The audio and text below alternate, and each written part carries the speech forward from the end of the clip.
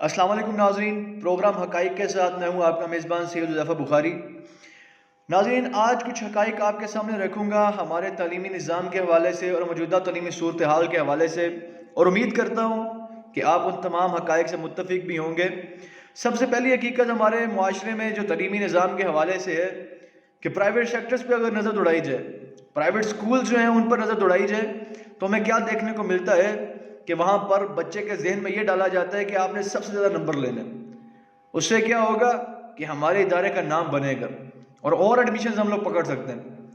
लेकिन बच्चे की यहाँ पर जो क्रिएटिव माइंड है उसको ख़त्म किया जाता है रट्टा कल्चर के थ्रू।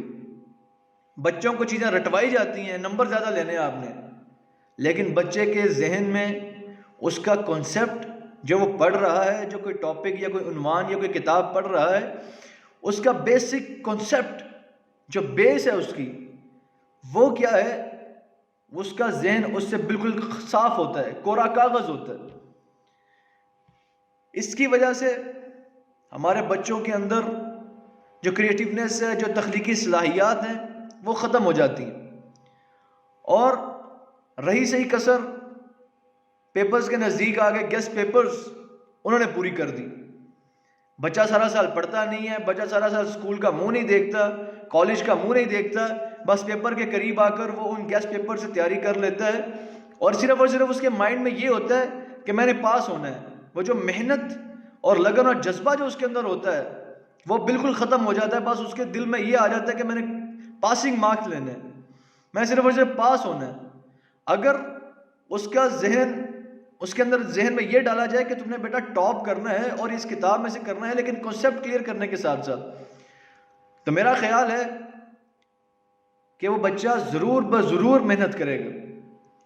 अगर उसके पास कोई गेस्ट पेपर ना हो तो वो ज़रूर किताब खोलकर तैयारी करेगा और उसके अंदर जो कॉन्सेप्ट है उसको समझने की भी कोशिश करेगा। और बाज़ औक़ात ये होता है कि गेस्ट पेपर्स में से बच्चा तैयारी कर लेता है और आगे जाके जब पेपर आता है तो उस पेपर में से अक्सर सवालात नहीं होते, जिसकी वजह से बच्चों को नाकामी का भी सामना करना पड़ता है।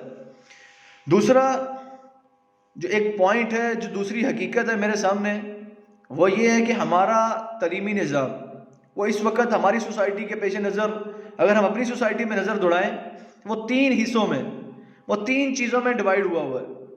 पहला सरकारी इदारे, सरकारी स्कूल, दूसरा प्राइवेट स्कूल्स, और तीसरा सबसे अहम जो है वो मजहबी इदारे, दीनी मदारिस। और ये तीनों अपना रोल एक अलग अलग पेश कर रहे हैं और तीनों के अंदर बहुत ज़्यादा डिफरेंस है। पहला डिफरेंस सबसे पहले ये है कि तीनों का सिलेबस, तीनों की किताबें वो बिल्कुल एक दूसरे से मुख्तलिफ हैं। बच्चा एक आप प्राइवेट सेक्टर का पकड़ लें, एक सरकारी स्कूल का पकड़ लें और एक दीनी मदारिस का पकड़ लें। आपके सामने अगर आप तीनों को बिठाकर उनसे किसी चीज़ के बारे में, किसी टॉपिक के बारे में बहस करवाते हैं, तो तीनों का आप मेंटली लेवल वहाँ से बखूबी अंदाज़ा उसका लगा सकते हैं। उसकी वजह यह है कि तीनों ने अलग अलग चीज़ें पढ़ी हुई, और प्राइवेट सेक्टर का कोई आम बच्चा उठा के देख लें और दीनी मदारिस के किसी ज़हीन फ़तीन स्टूडेंट के साथ उसको बिठा के किसी भी चीज़ पर आप बहस करवा लें, तो वो दीनी मदारिस का बच्चा उठकर प्राइवेट स्कूल के बच्चे का मुकाबला नहीं कर सकता। उसकी वजह यह है कि दोनों इदारों में सिलेबस बिल्कुल डिफरेंट है।